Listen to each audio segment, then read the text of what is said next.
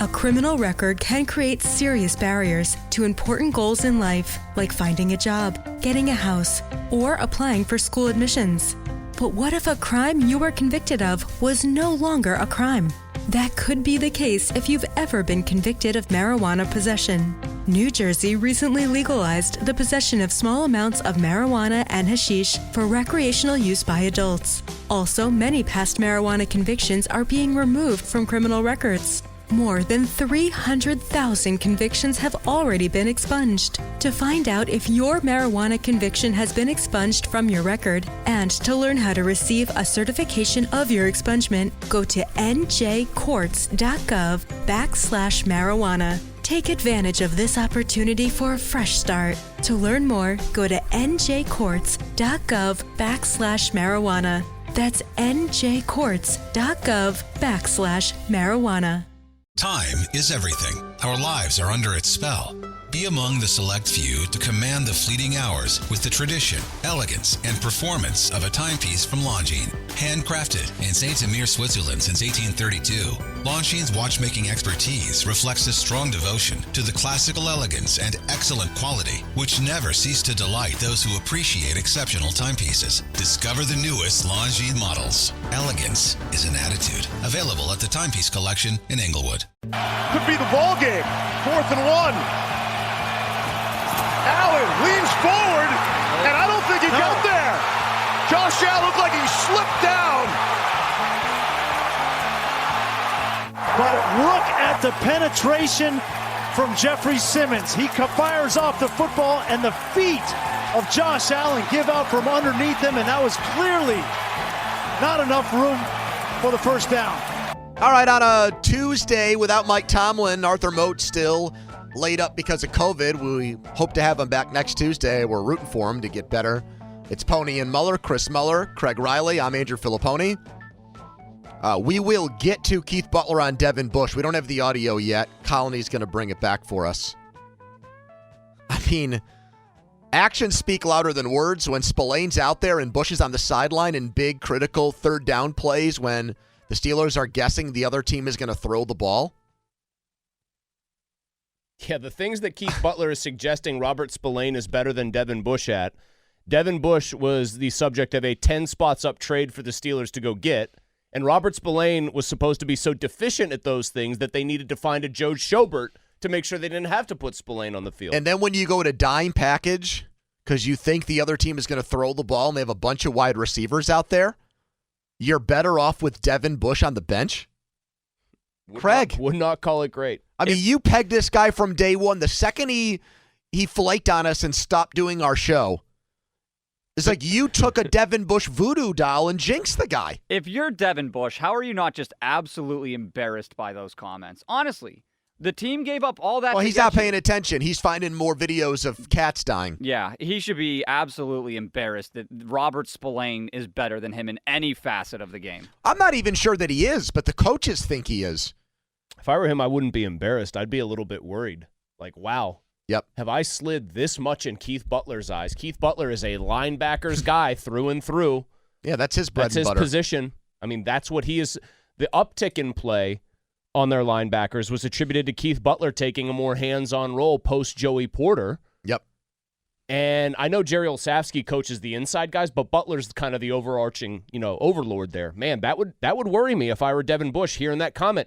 I wonder, do you think Keith Butler is a guy who is canny enough or cagey enough that he'll send a direct message sort of like that through the media, that is not an accident, that's not him just being folksy and direct, that he just wants Devin Bush to hear that? No, I don't think the it's way that. Tomlin likes to send those messages. I think once in a while, I'm trying to think of, does Butler have a nickname? No, but I feel like if you call him like old cast iron or something like that, nobody would bat an eyelash, I think right? every once in a while, old Dad Gummit slips up and puts his guard down. He 100% does. He basically said he couldn't say some things because he had gotten scolded for talking too much. But I think in that situation, because it's evident, like you're seeing the personnel that are on the field.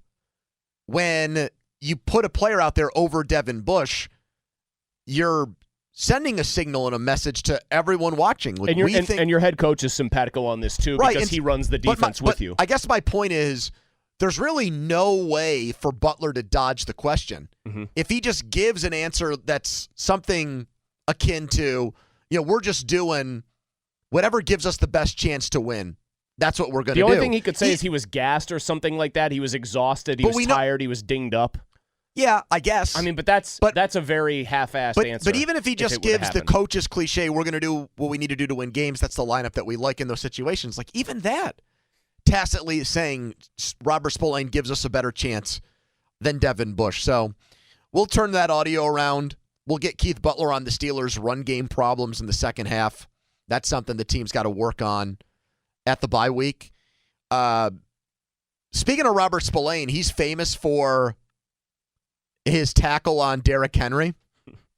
Yeah. That's what he's famous for in Pittsburgh. A tackle that I will point out did injure him because Derrick Henry is like trying to step in front of a locomotive and get it to stop. I think Henry scored on the next play. He did. But Spillane did hit him real hard. He did. And he stood in there and... And then Derrick Henry just got right back up and said, okay, I'll hit the next guy. Had some big brass to get in there and hit Derrick Henry, a moving freight train. Because I was watching that. There's a lot from last night's game that I think applies to the Steelers. But here's something that I want to say before it slips my mind. It's crazy watching Najee Harris, who I think is a very good player, and I think is someone that already is the Steelers' best offensive player. He almost single-handedly in the fourth quarter led them on a drive that gave them a 3-point lead.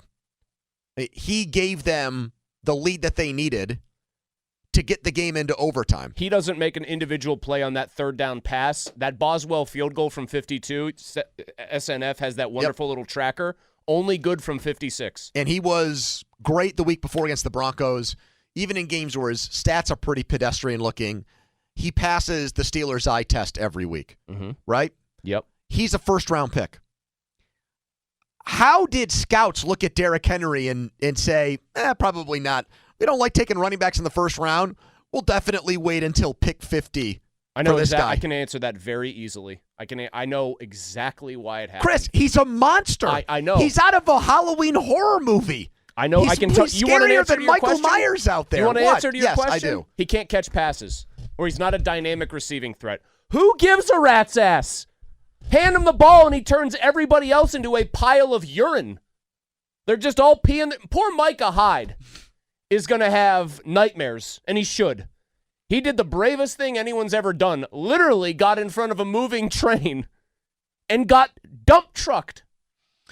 The Steelers had one shot in that 2016 draft to pick Derrick Henry. By the time they were on the clock with their second-round pick, Henry was already gone. He came off the board at pick 45 to Tennessee. The Steelers' pick in the first round in that draft, Artie Burns. Artie Burns. Kevin, what would you say about that draft pick? Yep. It makes it hurt worse, doesn't it? If it was just some random first rounder who was, honest to God, even if it was Terrell Edmonds, not a good pick because even then people thought he was drafted 2 rounds too early. An average football player probably at best. Even if it was somehow still hanging out in the league with the Bears right now. He'll be coming back to Pittsburgh in a couple of weeks for a homecoming. Maybe they'll have a video presentation for him. What, it'll just be like his number, the back of his jersey. A montage of him committing pass interference penalties. He's chasing down people who are running past him. Yep. That'll get Roethlisberger. If it was anybody other than Artie Burns, if it was just a mediocre first, a Ziggy Hood, I would be like, this is bad, but this isn't like hurting my feelings bad. I mean, you could have taken Henry. Artie Burns hurting my feelings. You could have taken Henry there because Le'Veon Bell was going into the last year of his contract. The next draft, they picked James Conner, right? Yeah. So the next year, they took a running back. They could have drafted Henry there and said, all right, we'll play it out with Le'Veon Bell. Henry will be the starter the next season. And away we go. Man, the other thing that's applicable, that's wild about Henry, too, and I know he was in a job share the first 3 years the first 2 years with in the Dion league. Lewis. Yeah, the first 2 years in the league. That's another crazy one. How did the coaches there look at? I love Dion Lewis. Carved out a nice little career for him. But that's the other thing, though. He's built like Craig. Dion Lewis. He's one of the smallest running backs in the NFL. I will say that I do remember watching Derrick Henry in basically his first 2 seasons and thinking, man, this guy was such a freak in college. Like, that picture of him with Mark Ingram is so funny. He won the Heisman Trophy. I know, but I remember thinking, Alabama running back like Eddie, because we had just seen Eddie Lacy not that long before kind of flame out after 2 years. Yep. I'm thinking, here's this huge guy. He's gonna be too big and too slow, and people take him down. I would already say he is a Hall of Famer, by the way, in my book. Craig was asking me that question before the show. He's a Hall of Famer already, because I think he's going to rush for 2,000 yards in 16 games this year. Like, he'll get to that mark, and I think he'll be 16 games into the year. He's averaging more than he did last year. I know. Per game. And usually he's a guy that doesn't really start to heat up until November or December. Yeah, if guys don't want to tackle him now, when are they what's going to happen then? That run he had, the 76-yarder that he had yesterday, the sight of him accelerating between 2 defensive backs who have the angle is one of the scariest things I've ever seen on a football field. It conjured up the kind of awe that Randy Moss used to. When it's like, here's 2 guys running who are the best of the best in the world as athletes, Yep. except one of them looks like he's got turbo power that he can hit. I mean, do you think Derrick Henry's more deserving of the Hall of Fame already than Jerome Bettis was? Oh. Dude, I'm close. Really? I don't think I would say yes to that because Jerome was longevity and everything else. Here's what Henry reminds me of, even though he's now in his 6th year. Remember but how Henry's best is way better. And his top end is better than Jerome's. His top end's better than just about anybody's. He reminds me of the way I thought about Mahomes. Mahomes was, 2 or 3 years into his career? Like, already this guy is just so absurd and so preposterous for the position that you'd take him over almost anybody before him. I mean, is this like what Earl Campbell or Jim... Honest to God, this is what Jim Brown, I feel like, would have looked like back in his day, watching him play. Mm-hmm. Here is a man who is such a physical mismatch for everybody else, there's no point in even arguing this. Or like there's, it's just self-evident. Who does this anymore in the NFL? And he's had 303, 378, and he's on pace for I don't even know how many carries this year. I think Adrian Peterson was like that. Adrian Peterson had more speed. He was big, and he'd run away from people. He was listed at, 6'2", 225, 230, right? Yeah. Derrick Henry is 6'3", probably 245 to 255 of just pure muscle. He is as big as any linebacker trying to tackle him. Yeah.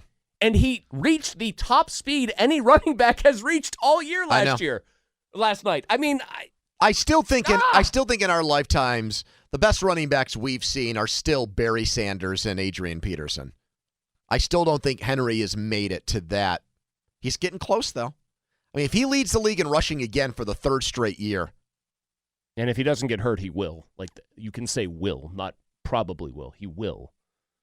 I'm trying to... Barry Sanders makes sense to me. I mean, I would put Marshall Faulk up there just because he changed the dynamics at the position and was so lethal in the pass game too. But he was a true dual threat. But if you're someone who looks at Randy Moss and Calvin Johnson and those receivers and like gives them an added boost because they were such freaks. Oh, Henry's. Don't you have to do the same thing with Henry? Henry's freak of freaks. To me, he's a bigger freak than Adrian Peterson.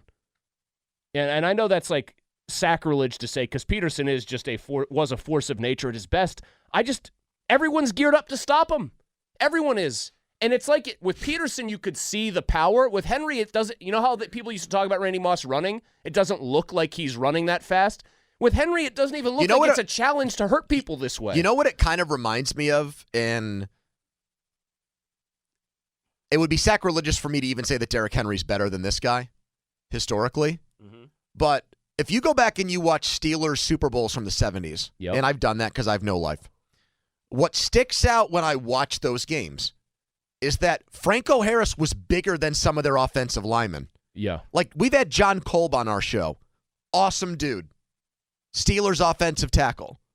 Franco's bigger than him. He came in the league at 6'2", 230. You watch those videos, you watch those games, it's like... What's happening here? Yes. And Derrick Henry, like, I was watching the game out last night, and I had a few drinks, but not a lot. And there was that perfect number? And there was that scary moment with Taylor Lewan. Yeah. And I looked away for a second and then looked back at the TV and saw a guy down. And it was a Henry run. And I looked at my buddy and I said, is that Derrick Henry down? Like, there's no discernible difference in size between a massive offensive tackle and the Titans running back. It's crazy. I just looked this up while we were talking. Derrick Henry has played the Steelers twice. The Steelers have beaten him both times.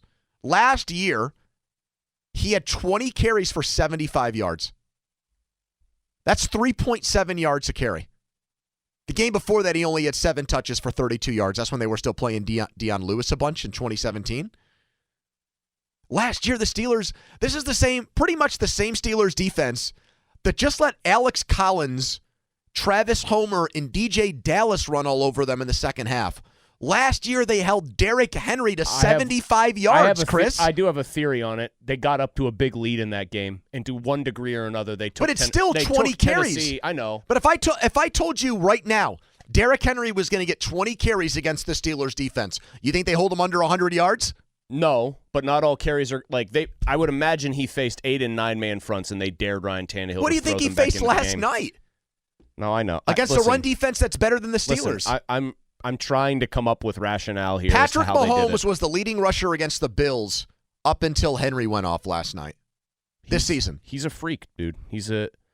I'm trying to go and do this. His last 37 regular season games, he has averaged 117 yards a game. I would hazard a guess that if I were to put any 37-game stretch for any running back in the history of football up there, right, yep, nobody's ever been better for that span of games. And now we're pushing towards 2.5 seasons worth of games. Or in Jim Brown's day, that would be more than 2.5 seasons. So he has been, I would have to guess, and I'll do this during the break, historically great since the start of the 2019 season. I didn't really see it coming, too. I thought big dude who will be a 1,000-yard back.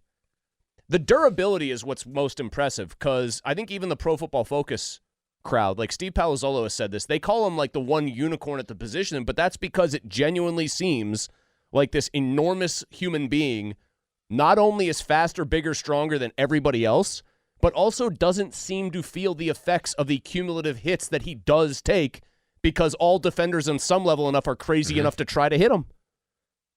I don't know, man. If this is the numbers we're getting now, think of the business decisions that will be made come Thanksgiving or Christmas. Craig, I don't know if you feel this way about the Steelers in the AFC, but the Bills, I think, are clearly, because they went to Kansas City and won, and even though they lost last night, I think the Bills are the best team in the conference. Do either one of you guys want to argue that right now? No argument. No, because as much as we're fawning over what Henry did, if Josh Allen doesn't slip, they win that game. So we both still think the Bills are the best team. Wish they would have covered last night. Anyway. It's on the back of my mind, and I think it's going to be this way as long as the Steelers are still alive and can still make the playoffs. The fact that the Steelers went there and won. They beat, Chris, this would be, and I know the Bills have not reached this stature yet, but for 2021 purposes, this would have been like if 5 or 6 years ago, the Steelers would have went to New England to start a season against Tom Brady and won there. Yeah. It's insane to me that they have that win on their resume. If picking the playoffs were a subjective process, like it is in college football and college basketball, that would be the best one in the NFL this year. I know. I don't think there'd be a better one. And it's like, we bitch and gripe about the Steelers, and for very legitimate reasons. Does thinking about that win frustrate you because it tells you or it suggests what they are capable of at top end defensively? Because I want to think that way in my mind for positivity's sake, but you said it'd be like them going into the Patriots and doing that. To some degree, I just think they caught the Bills. If you're going to stop a team like that, you either have to have Henry put the performance he did on tape, or you're going to have to catch him first game of the year when maybe there's some rust. There's just not a sharpness evident there in their game. I mean, I think the Steelers forced most of that, but Allen last night, moving around, I'm going to run towards this sideline and then throw, a 45-yard seed to a wide-open Cole Beasley in the end zone? The defense didn't even play it that badly at first. Yeah, but here I go. I think part of it can be luck, too. But they had the ingredients in that game. They still have those elements now on defense. Watt didn't have a groin injury yet. Neither did Highsmith. Highsmith was healthy, and Hayward was a badass. And they had Alu, too. Yeah, I guess that would be the one key difference that they don't have now. Is that guy that you said was their second best defensive player on the team is already fourth. I'm sorry. Fourth. Come on. I thought you had TJ Watt 1, Alu 2nd, Hayward 3rd, so on and so forth. Well, Minka was 3rd on that list, and I would probably have put Alu above him now. But no. I think that's relevant. Did Keith Butler though. say today that there are certain packages where it makes sense to put Carl Joseph on the field over Minka Fitzpatrick? Is that what we're going to get next week? But maybe we're heading that way. I mean, didn't the Seahawks say basically? I think I read Ed today said Hayward played like he had his hair on fire, but they just ran away from him. You couldn't do that when Alu was out there because he would be good enough to actually stop it. Or as some people still say, Alu. I think Cook still goes with Alu. Craig, do you like that? Do we know for a fact that Ron is incorrect there? I heard Alu. Alu is how I say it. Do we want to put this into the old PF reference machine here? What is his name? Tyson Aluala? Not that. Alu. What is his name? Tyson Aluala? Hold on. I think Cookie's right. Is it Alu? No, I'm looking at capital AH dash lowercase LU. That would be Alu. I'll be honest. I've heard so many Ron's people right. say different ways that I don't even know which one's correct. Alu. No, Cook's wrong. I'm sorry. We are right. Alu. See, it breaks your brain. No. I got it now. Son of an English teacher. I got it now. Cookie's wrong. We're right. Alu. What is his name? Tyson Aluala? That's $12 million right there, folks. They have a research. That's Stephen A. Smith. That's what you're getting your $12 million worth on that. They have a research department, and they have people whose sole job behind the scenes is to make Stephen A. look smart with all the stats they can give him and all the little details are ironed out. Yeah. And he comes out with that. He might as well have called him Tyson Aloe Vera. That's a great point. He's a guy that makes $12 million. His support staff is probably making hundreds of thousands of dollars, like collectively. And yet he says Aluala. And he also, didn't he think Hunter Henry was going to have a big game for the Chargers? And he had been out for weeks at that point for the season. I think it was months. I think he had been. It was so noteworthy that he was out for the year. People lost it. People absolutely. Do you remember lost their that, minds. Craig? Yes, Craig, you have to remember this, Stephen A. Yeah, that was wild. All right, you can text us on the Edgar Snyder and Associates fan text line. Edgar Snyder reminds you to text responsibly. Coming up next, we are going to prove once and for all that it is always a good idea for the biggest names and the biggest athletes in Pittsburgh sports to come on our show. If you are a local athlete, this is the place to be, right here, 2 to 6. Could we argue Monday through Friday. Could we argue that this is why Devin Bush's performance this year has gone way downhill? Didn't help his cause. He's getting the opposite of this. When his rookie year, tremendous. When he played. Yep. Looks like he's going to do a show with us. Backs out last second. Boop. The rest is history. Meow. Had done a hit with us. Hold on. Had done a hit with us last year during the pandemic, Craig. And before he got hurt, people said he's starting to come on. Starting to learn it. Now? Time is everything. Our lives are under its spell. Be among the select few to command the fleeting hours with the tradition, elegance, and performance of a timepiece from Longines. Handcrafted in Saint-Amir, Switzerland since 1832, Longines' watchmaking expertise reflects a strong devotion to the classical elegance and excellent quality, which never cease to delight those who appreciate exceptional timepieces. Discover the newest Longines models. Elegance is an attitude. Available at the Timepiece Collection in Englewood. A criminal record can create serious barriers to important goals in life, like finding a job, getting housing, or applying for school admissions. But what if the crime you were convicted of was no longer a crime? That could be the case if you've ever been convicted of marijuana possession. New Jersey recently legalized the possession of small amounts of marijuana and hashish for recreational use by adults. Also, many past convictions are being removed from criminal records. More than 300,000 convictions have already been expunged. To find out if your marijuana conviction has been expunged from your record, And to learn how to receive a certification of your expungement, go to njcourts.gov/marijuana. Take advantage of this opportunity for a fresh start. To learn more, go to njcourts.gov/marijuana. That's njcourts.gov/marijuana. From C13 Features, a new kind of listening experience.